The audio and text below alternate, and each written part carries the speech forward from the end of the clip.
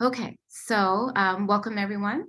My name is Sonia Mathis Denny Zulu. I'm a faculty member in Department of Psychiatry Child Section at the University of Chicago Medical Center, and I welcome you to the last of multi-part series of the Trauma Interest Work Group Forced Migration Speaker Series.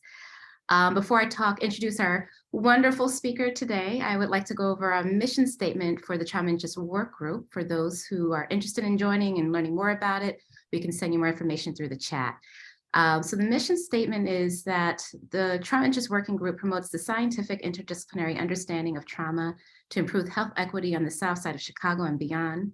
We do this through education, scholarship, clinical care, community engagement, and advocacy. Just a few things I think people are familiar with, just as a reminder, when we're doing the virtual presentation, that to please mute yourself. Please be mindful of that. So go ahead and mute yourself now. For any questions, Dr. Martinez is open to having people interrupt and ask questions along the way. Did I hear that correctly earlier? Dr. Yes. Martinez? Okay. So feel free to raise your hand so we can notice you and have you ask questions. You can unmute yourself. Also, you can use the chat box. We'll be monitoring that as well. This event is recorded, so it will be available on the Mansueto's Institute's YouTube channel afterward. And if you're interested in signing up for the TIWG listserv, please visit list.uchicago.edu and select Trauma Interest WG. The Brown Bag Speaker Series and Arts Resilience Series, well, mainly now at this point, this Brown Bag Speaker and Art Resilience Series, will continue in the winter and spring quarters. So later on, near the end of the winter quarter, maybe around March or so, but mainly in the spring, we will have more of the Resilience Series and the Brown Bag Speaker Series. So details are forthcoming, and please look out for more information from us.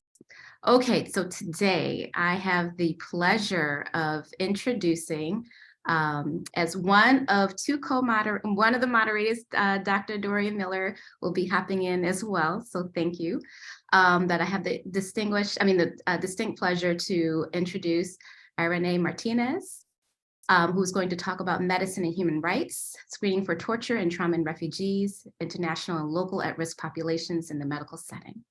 So Dr. Martinez was born in Cordoba, Argentina, and graduated from medical school at Cordoba National University. She completed her internal medicine residency at Cook County Hospital, Chicago, Illinois in 1988, where she has continued to work in public medicine for 35 years. Recently, she recently retired. She is currently a volunteer attending at the Division of General Medicine. She was an assistant professor in internal medicine at Rush Medical School, Chicago, Illinois, and was a fellow in 2011 at the McLean Center for Clinical Medical Ethics at the University of Chicago. She completed a Public Voices Fellowship through the Op-Ed Project at Rush Hospital in 2020. Dr. Martinez is a longtime human rights activist. Her work advocates for torture survivors and provides forensic documentation of their abuse.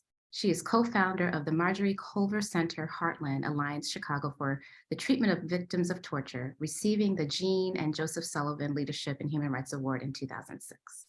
Since 2007, she has been faculty for Medicine and Human Rights, a monthly lecture series for medical residents in their ambulatory rotation. The curriculum focuses on refugee health, screening for trauma and torture, the United Nations Declaration of Human Rights, and physician participation in torture. Dr. Martinez was co-director, curriculum developer, and faculty for the intensive 3-day workshop, Caring for Survivors of Torture, designed for primary care internal medical residents at Rush/Stroger Hospital. An active public wellness advocate, Dr. Martinez has developed innovative clinical programs for enhancing resiliency and human dignity. So Dr. Martinez, again, we are very, very thankful for you coming to present today. This is a much needed topic, and it deserves way more attention than it probably is getting. So thank you for this, and we welcome you.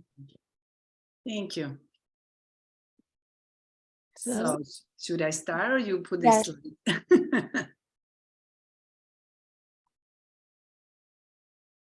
Oh, should I put share? Yes, if you want to share your screen. Okay. This is live. Okay, and now share, right? And what else do I do? Is that okay? Yes, we can see your slides. Okay, thank you. Okay, so should I start? Yes, right? Well, first of all, thank you for participating and helping me to learn how to do this conversation through Zoom. And sorry about the long bio. I was going to say, but I will still say, thank you for having me. And a lot of the curriculum that I will present, it was born out of the collaboration with Stroger, Cook County, other attendings in the intensive workshops.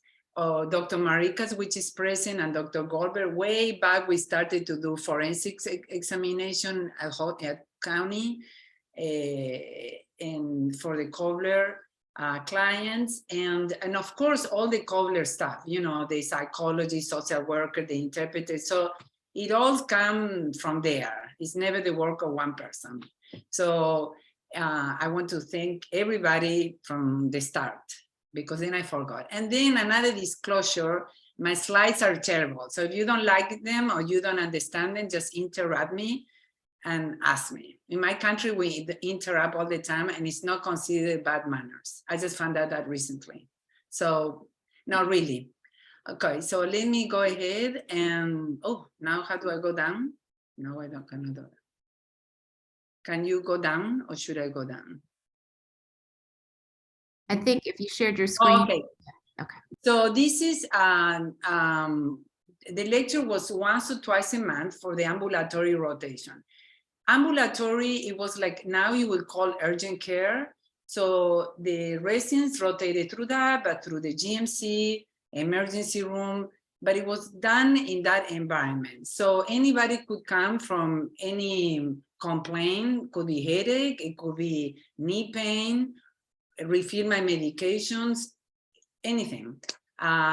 So, and as you probably know, the Cook County Public Hospital, when I started it, and still today, the majority is African-American patients, population, growing number of Latinos, and because it's a public hospital, a lot of international people come because they're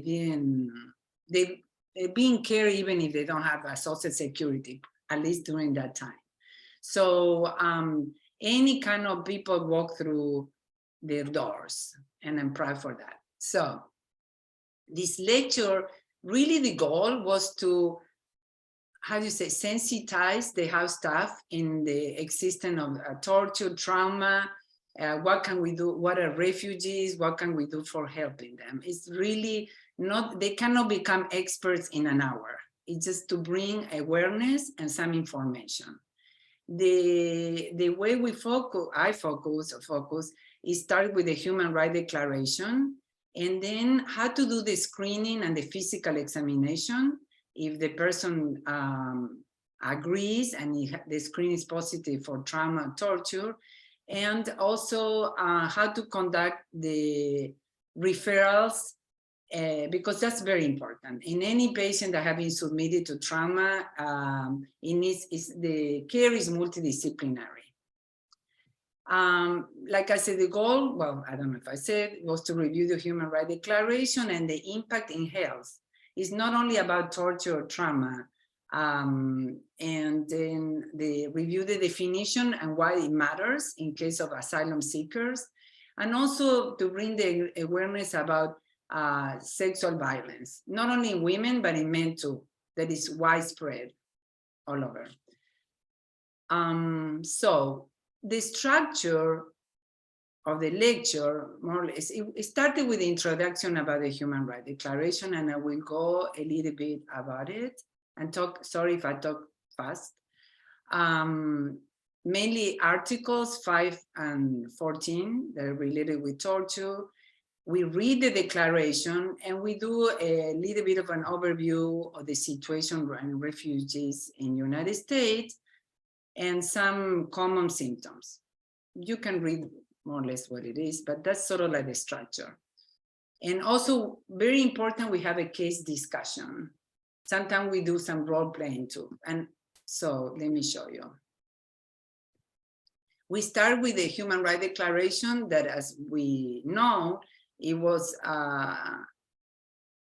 formatted, so to speak, after the Second World War, that it was when over the horrible killings and human experimentation and refugees coming from one country to the other.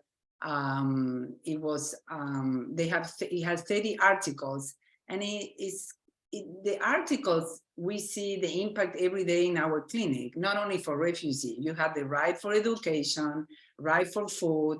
We see that a lot of people don't eat water, right for freedom of movement, freedom of discrimination.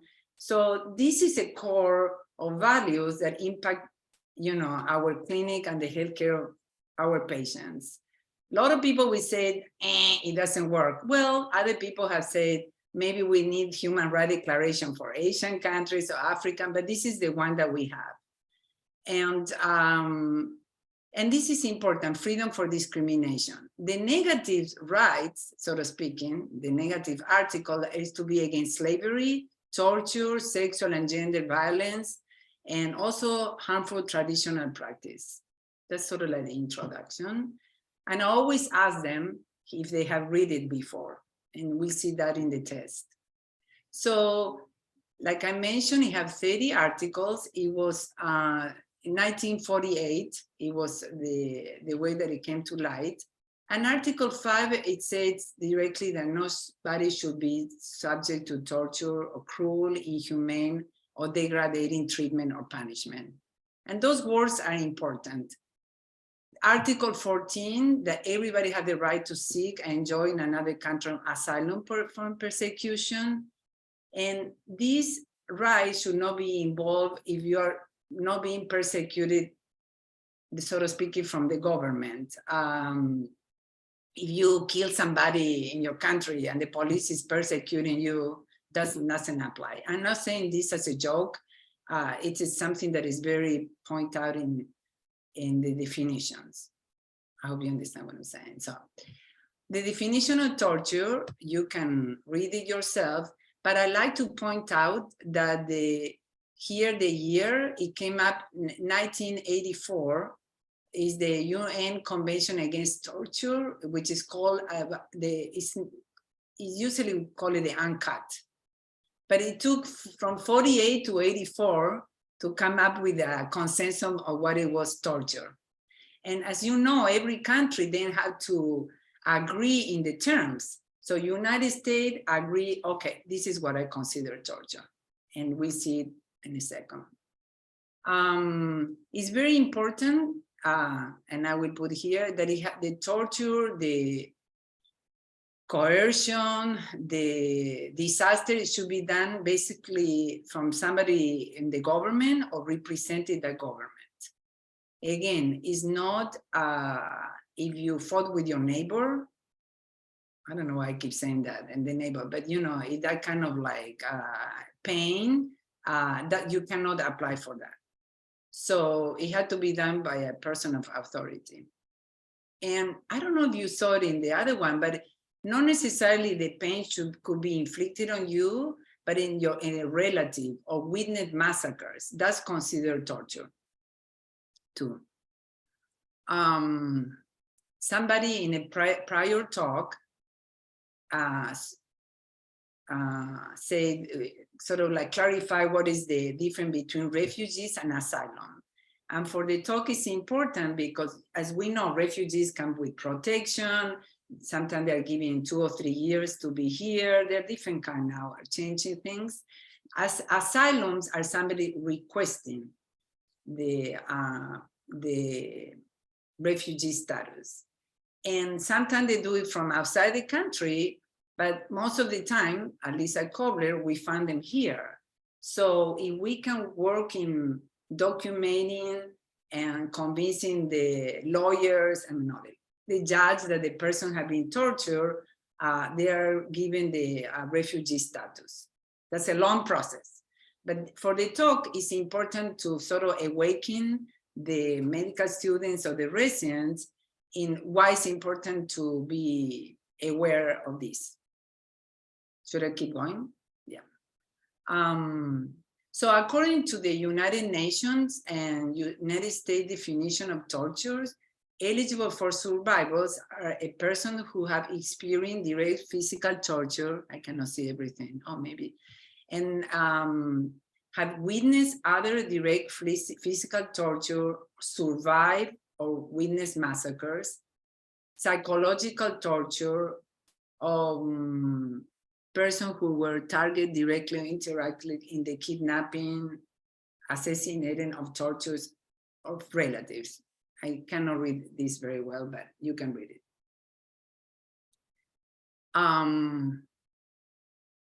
Why torture exists? I read fast, but it's, you know, we're talking about disaster every day, and it's not because I'm not sensitive about this. I just want to cover. Really, it's horrible, right? We see it every day, and the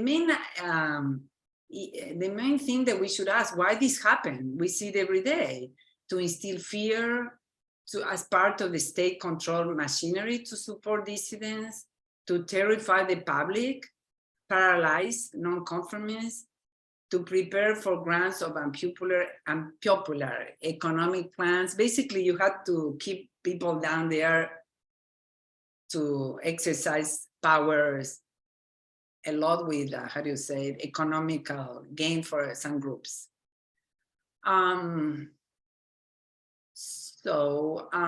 Torture had been happening since the beginning of the centuries, right? And it was, I'm sure you know, it was legal, right? In many places, it was the normal thing governments did. In Toledo, in Spain, you have a lot of displays of what kind of torture people suffer, and it was done by the Inquisition. And it was something that was terrible, and it was legal until the Enlightenment era that it was forbidden. There are different kinds of torture. I'm not going to talk about it, but it's not only physical, right? And there are many museums all over the world about this. I just mentioned a little bit about refugees, because now we hear that in the papers every day, who is coming, who is not coming. I have changed it with here in this country, who was the president, et cetera, right? But in general, now all over the world, the number of refugees is the highest ever for humanity, as far as we know. And in terms of torture, there's a high prevalence in refugees. I will tell you about Minneapolis, Center for Torture. And Minneapolis have lots of people, for Somalians and Oromo, or I cannot say Oromo population that have high prevalence of torture in the refugees. And they're and that increased more the special needs that every refugee had. Any questions so far? Okay. We have the program like Torture Victim Relief Act from 1998 that can give you special aids helping in refugee resettlements. So we keep going. And as we know, when we talk about torture or trauma, is not only the person, it really covers the whole family, the community, the country, whatever it is. The traumas has long-lasting effects in the person's physical, emotional, mental, and social, whatever trauma it is. And immigrant has several traumas. Imagine leaving your family, coming to a different country, big cultural shock. I talk with many refugees and I asked the resident, what do you think that people want? Well, they want the paper, they want to stay here. A lot of the time and this is complain about, my daughter is going in shorts that you can see half of the butt, so to speaking, right? I mean, there's a lot of things, and it's very different to come to a different country and the kids adopt different customs. And for them, or the mother, people, it's the thing that is kind of sometimes harder to adjust. And I'm not making a joke about it. I'm just saying that we'll see later how we can really understand where people are to really offer help if it's possible. People come in very unsafe circumstances here. So there's a high level of distrust of everything. Then we present a real patient from the clinic. But I wanted to stop here 1 second because I wanted to say that what brought me here to work with this, from my accent, you can see I'm a foreigner. I'm from Argentina. And in South America, we suffer military coup d'etat with a lot of prisoners, people kidnapped and tortured. And so I was very exposed about that. When I came to county, I saw a lot of people in the emergency room coming from Central America, Guatemala, El Salvador. And then the things that I saw, and I smile now because what I saw is the way I talk.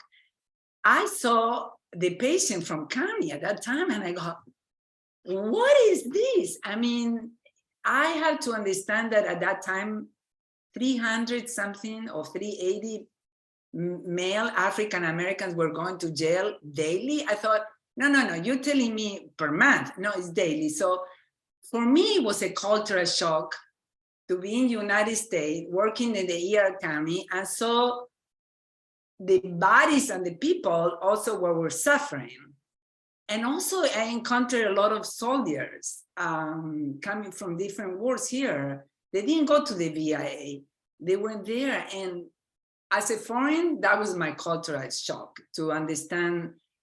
So it moved me. It moved me to talk about trauma and the torture and to have my eyes open. So I just wanted, that was my sort of engine, right? It's not only there, it's here.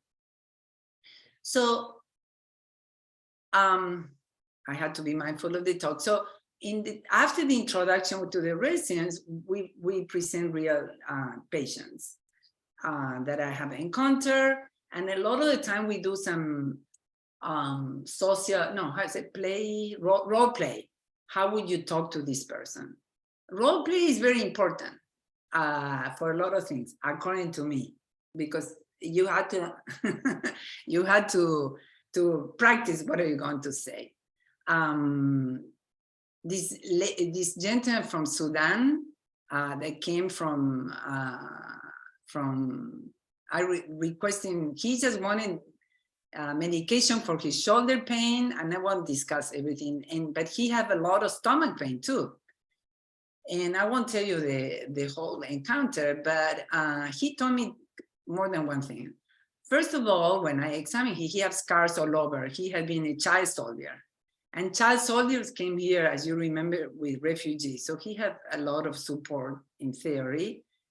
And he was popping Motrin because of the body pains, and he had horrible stomach pains. So, and I bring this up because it had to do with me trying to help him, offering a lot of things.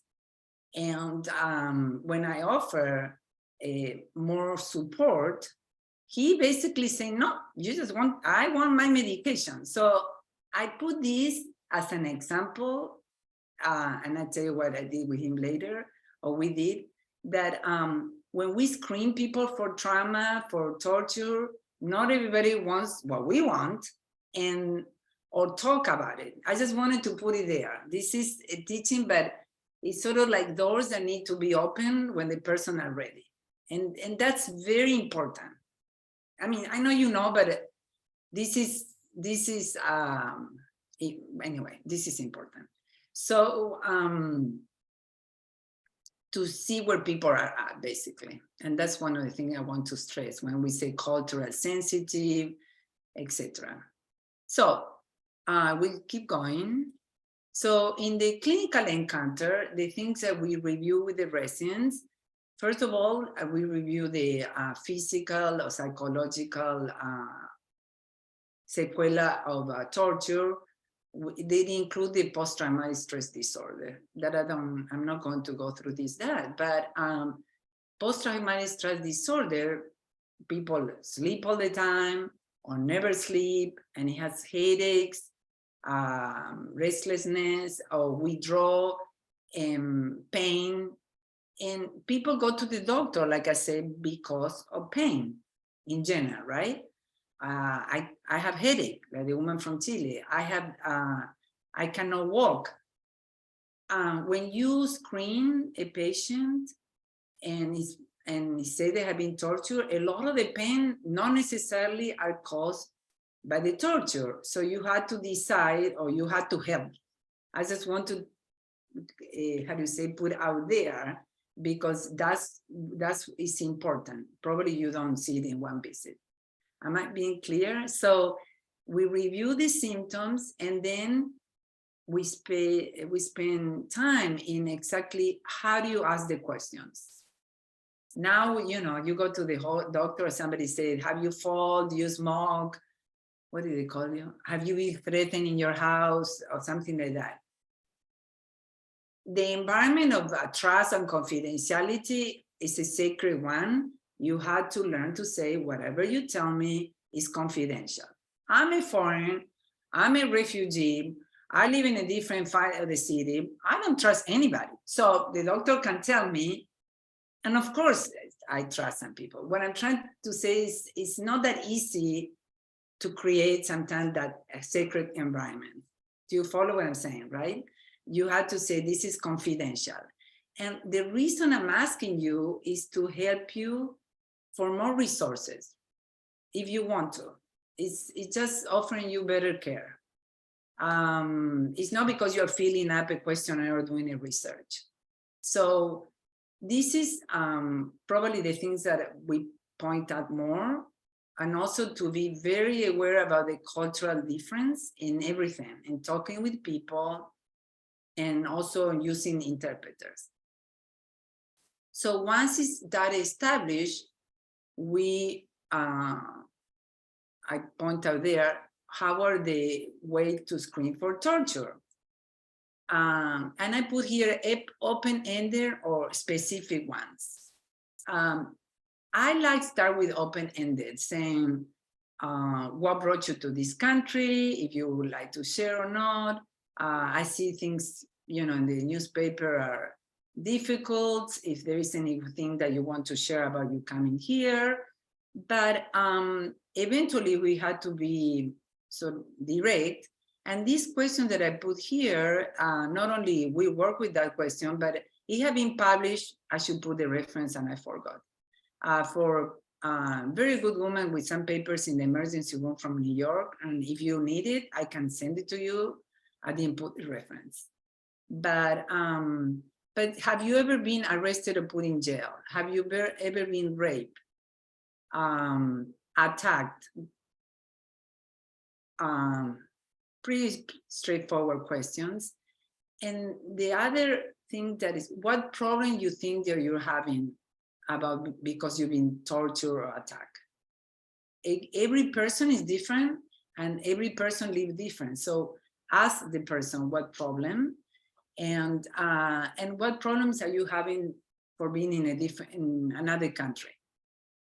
So that's the whole history taken, so to speaking. And of course, about the problem that the person are complaining, the stomach pain, you take a history about stomach pain, right?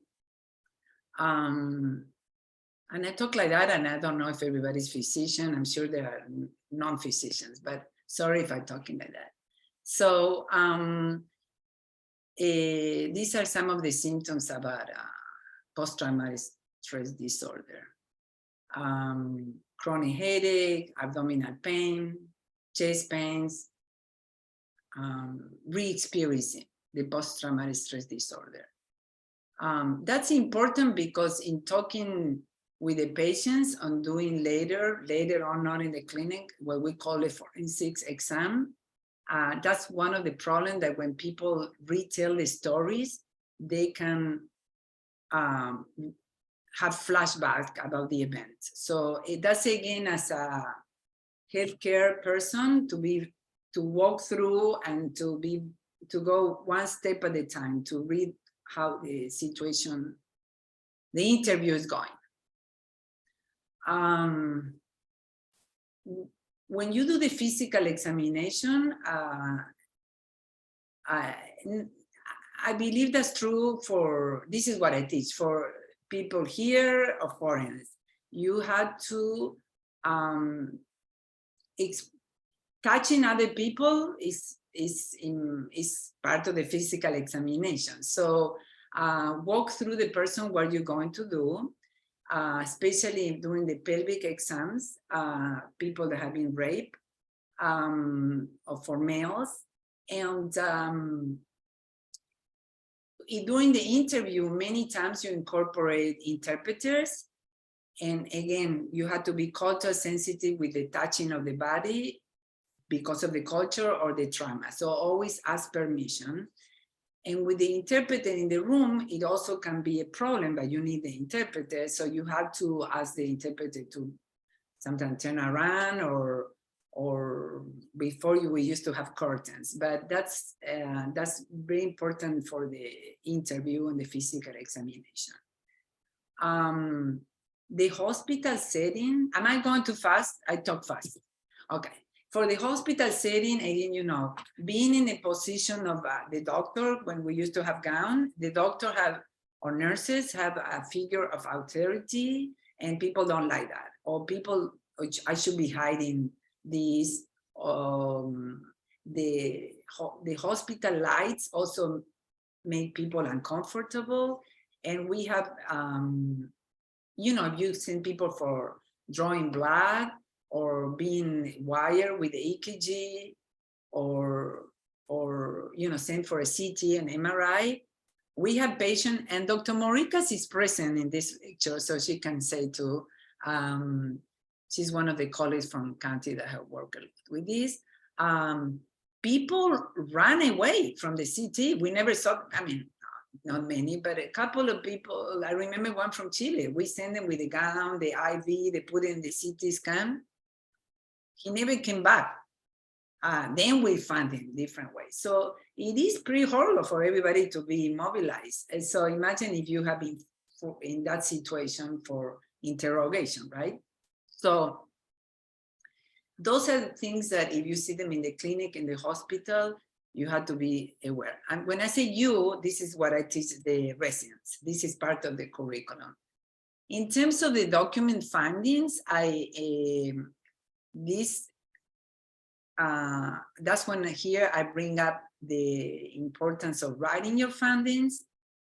Again, this is the ambulatory clinic. You're not going to do a forensic examination there. But this is when I bring to them, and I tell them about the existence of the Istanbul Protocol that I will tell you a little bit more later. And which is what we use for the forensic examination. I don't want to be, that's what it is. So I tell them a little bit about that. But in terms of I want to tell you, writing, I take them from the refugees trauma situation. I bring them to the Birch case in Chicago. And I do it because that's when they get very interested, because at that point I say, why do I have to be learning about this? It's 8 o'clock in the morning. I don't want to hear about that a lot of the times. But when I tell them that, first of all, there was torture in Chicago, hopefully no more. But it all happened because, as you know, it was a medical resident was working in jail when they brought, I think it's Mr. White, sorry if I don't remember the name. And he was brought at night, and he had to examine him, and he saw that he had burns. I don't know if you have read the book, burns and marks all over, and he was very uncomfortable to do that, with this. He had 2 cups with him. So he called his supervisor, Dr. Reva, with Dr. Villarnos. And so he came here, and they both wrote a report with the findings of the injuries that he had. And then they sent it to the commissioner, I think here. And for a couple of years, they didn't hear anything about it. But it was one medical resident that he thought, this is kind of weird. And he wrote the findings with the support. And so that brought up for later investigation in Chicago about the existence of the torture in the South Side, and that it was brought with the help of a lot of pro bono lawyers. And now a lot of the victims have compensation from the government. And I also bring here about in the ambulatory clinics, they can find veterans. Everybody thinks the veterans go to the VA, no. So I go from the international occurrence of torture and trauma finding in the clinic to our local population at risk. Could be African American, Latino, and it happens. So you have to, you know, in terms of rape and a lot of things. So, but the reason respond well at this point because they're the one that pick it up. So that's when they awake, so to speak. I'm being a little bit sarcastic now. So whatever you find is interesting, that it's good that you write it down. And here I tell them about Istanbul Protocol. It started in 1999. It's a guide for psychologists and physicians to write their findings in relationship with torture. And it's like an affidavit, and it's used for the lawyer in the asylum cases. In 2022, they have a big revision. And why it's called Istanbul? Because a lot of NGOs and medical associations from all over the world got together. Amnesty, doctor from Boston, from China, from many NGOs. I can give you the list later. And they are the one that wrote they have a consensus of how to do the physical examination, the question, and how to write a report. In the report, the very important part is how the physician or the psychologist believe the person. So the certainty of the physician is sort of like, you think this person was tortured, yes, little bit or not. It's very important as a professional, your impact there. So this is something that I bring up into the lecture, and then after we examine the person and we write down the findings, then what do? And we had to do agreement, patient and doctor, right? The patient from Sudan, he said, just give me the medication. I said, wait, I had to see if you have an ulcer. He was taking Motrin since he was here. So, so we have an agreement about the care, physical care. He didn't want to see a therapist, and I saw him in the ambulatory care, but we tried to arrange for regular care for him. That's what he wanted. People that agree, again, is one, this is in the ambulatory center. To have follow-ups, we arrange to have regular physician. The care, refugees, trauma, rape, is multidisciplinary. You have the psychologist, social worker, where the person needs at that moment, house or food. Is not only, and I want to stress that because if they have the family, care for the kids. And in Chicago, we're lucky, they have different places that care for different trauma, but here we're lucky we have the Kobler Center that I had to jump into that. Kobler Center was started in 1987, and it was, I didn't put the address, it's in the north side. It used to go from one place to the other until somebody donated the building that it belonged to an old convent. Sorry, I had to show the next example. This, it was, it's part of the Heartland Alliance since 1987. And it worked with the staff, that it could be psychologist, a social worker, volunteer coordinator, case managers, lots of volunteer. So if you want to go volunteer, it will be great. Interpreters are very necessary. People that help people to go to the doctors, people that travel with people in their cars, sometimes to do the shopping. It is really this is for the refugees. It is a very strong base in volunteers. And some of the staff are doctors are work there. Sometimes they have a primary care nurse, and the doctors see the patient sometimes there. Sometimes doctors are volunteer in hospitals or in their own clinic. The psychologists, they have psychologists there. Psychologists that could see the patient in their own clinic as volunteer, but some staff are paid. They have one of the things is they offer a therapy for the individual and family, and they have some community activities. For me, I like to eat and you can go Friday nights once a month. I love that. It's refugees from all over, and we cook together. I talk, the other people cook, and every Friday is different country. And I've seen somebody, it was a refugee from Africa, from Sudan, engineer. The guy was cutting the onions like he was doing neurosurgery. I saw somebody cooking like that. He took it very seriously. It's nice to cook with people. Of course, you have one person tell you what to do, depending on the country. And then we put the table and we all eat together. And it's very, nurturing experience I enjoy it. And really, I enjoy it. So the companionship and the solidarity. And some families go with kids if they want to. So very nice. They also offer therapy, massage, acupuncture. There are two big parties. One is for December 10th, which is, now I'm forgetting what it was. December 10th is the United Nations Days Against Torture or something. Yeah.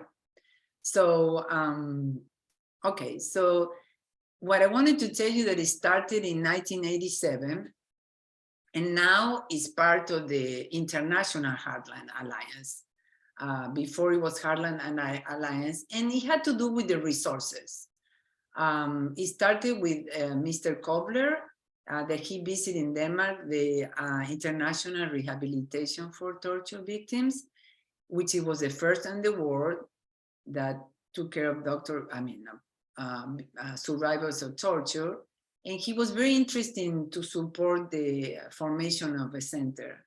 And with Amnesty, with people from the community, from Guatemalans, Filipinos, different people, for psychologists, the project came together. And maybe Dr. Miles Steve Miles from University of Chicago, from the Ethic Fellowship, he was very supportive of the project. And the opening was done at the University of Chicago. I remember that. So the staff could be from Kobler, and most are volunteer, and they started new programs. The Child Center Trauma 4 years ago works a lot with high schools. They refer kids of survival or kids that suffer trauma in the community. Different migrant kids that are here, sometimes even with their parents. So the high schools, yes, in some areas know about the program and they refer the patient there. And they also have a new family program. And also, I forgot the name, but it's people that are survivors. They create their own council and they give advice to the Council of Kobler what to do. So it's not only the staff that is telling what to do, what programs. The clients give a lot of feedback. So I hope this is clear. So I already told you about that. The word is multidisciplinary.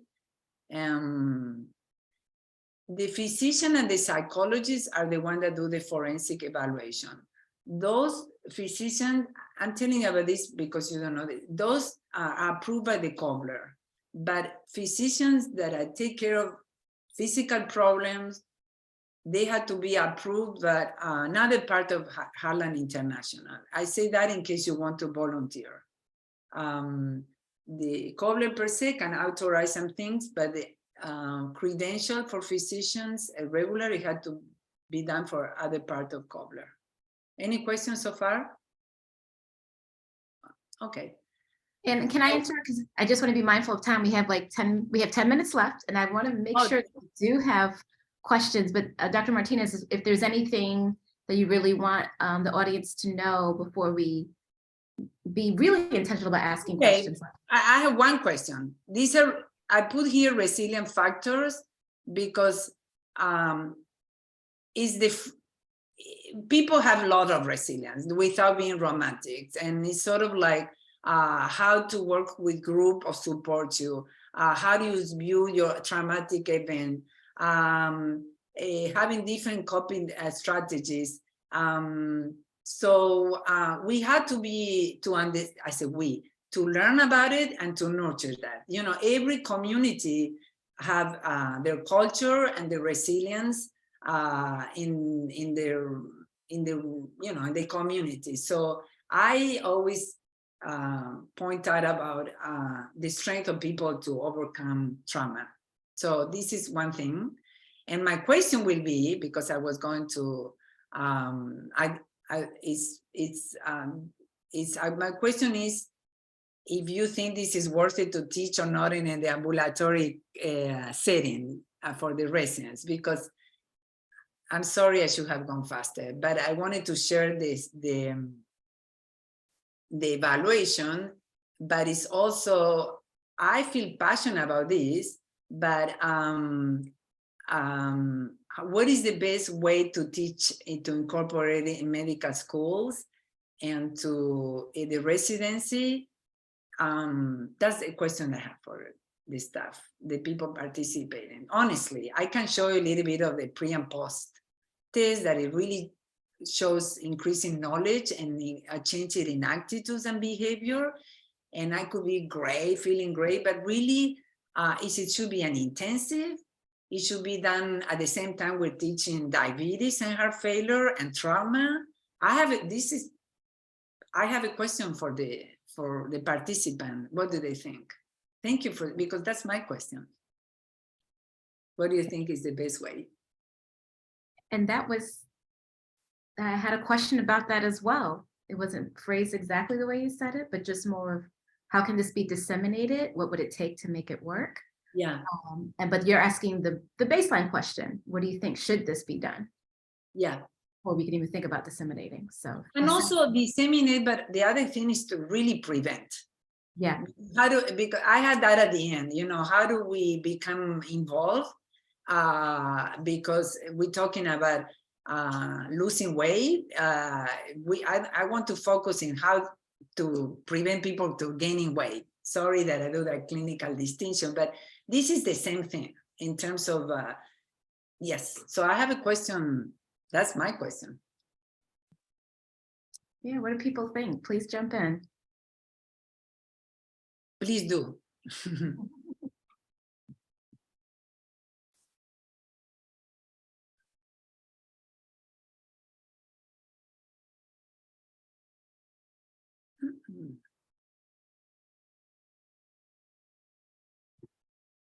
I think that maybe the participants are processing your question, Dr. Martinez, but I have something that is a little bit related to the actual screening process and the response of the residents. You mentioned before that sometimes the residents kind of shrugged their shoulders and said, why should I be learning this at 8 o'clock in the morning or the time that you're teaching this?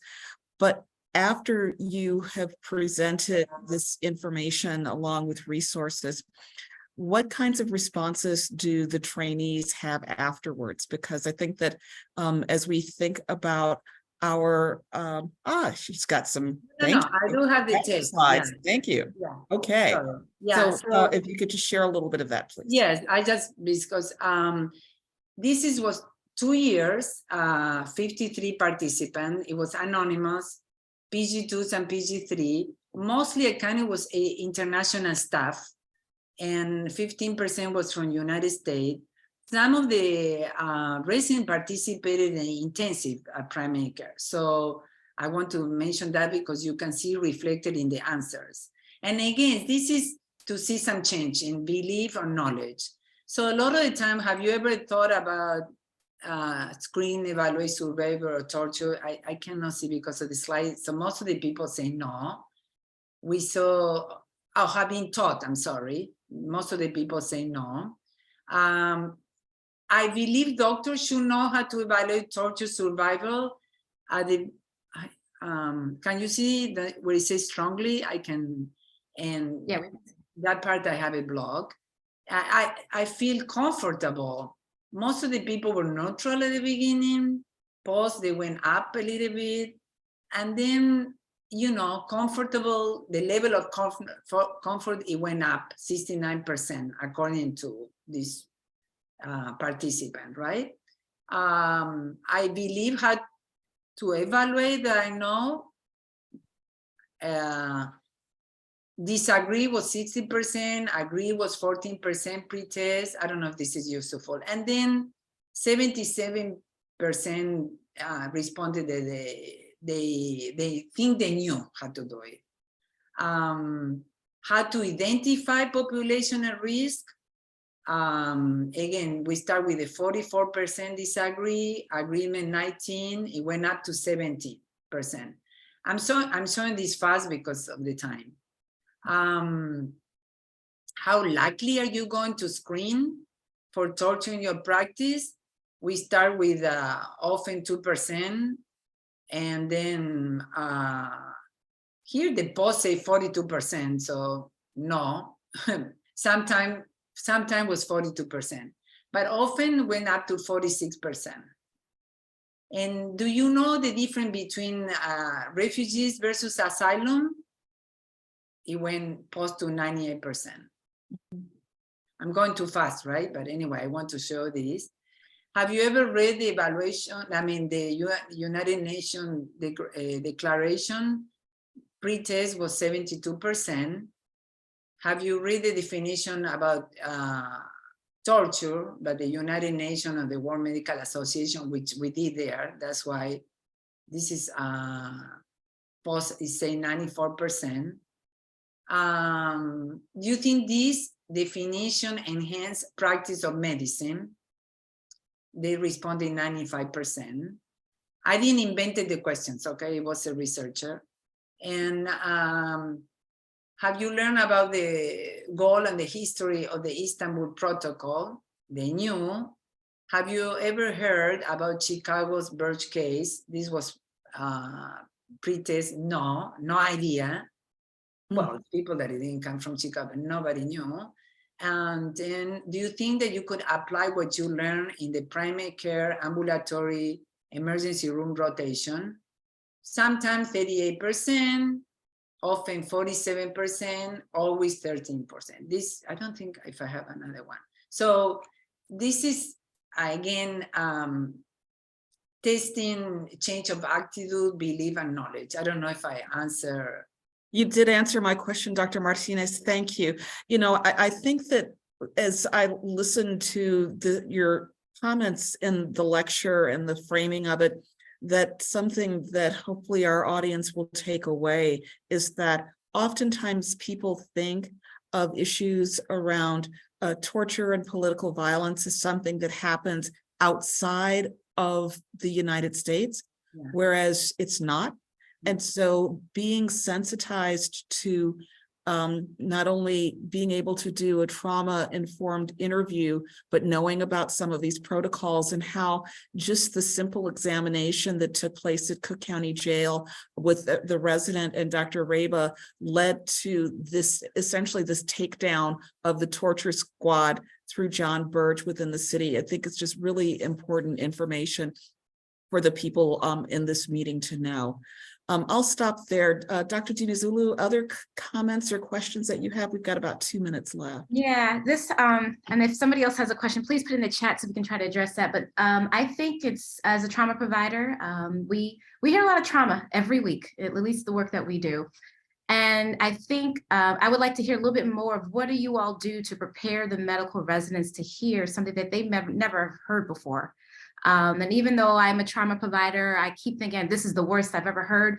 It's never true. It's always something worse that I've heard. I would hear at a later point. And it's important to protect, to address compassion fatigue, secondary traumatic stress. So what is it that you all do to help protect the provider so we can continue to do the work that we do? You asking me? Yes. Well, I do a lot of dance, African dance. I mean, it sounds like a cliche, but we had to take care of ourselves and talk with another provider. And if you had to take time off, you had to take time off. And right. To bring up the dangers, if you want to, about burnout or be very sad or you lose your enthusiasm about life, it should be done. It could be discussed, daily, weekly. Number one, do something that it take all the stress out. But one thing I want to tell you that you mentioned that people are not aware, or the residents, you will be, we have, and Dr. Moricas is present, we have a workshop with people when, and people doesn't know, and other people, if you don't ask, you never know, have been exposed to things that we have no idea, even in their personal life. So it's interesting because we think this is all perfect and here not, and there is a lot of trauma going on, and sometimes people can learn from their own experience, the country, the neighborhood, and start to think about it and make it not an esoteric thing. Unfortunately, is Dr. Miller mentioned, it happened in our neighborhood, and that's why I bring up the Burge case and how being involved it changed things. On the other hand, your question is how do we protect ourselves? Is talk about it, see, look for help, communities activity. And is that clear to the residents? Like, do you guys have something built in for the residents and the students? That's what I like. As adults, I have the autonomy to say I can go do this and do that a little bit more than what someone who's in training that might have a little bit more restrictions around their time. I'm not sure. Residents, I don't make a student, again, invite people to talk. I mean, you want to, some people have mentors, you have a problem, come to talk, be present for what they need. Mm-hmm. Yes, because that's another topic for, conversation, but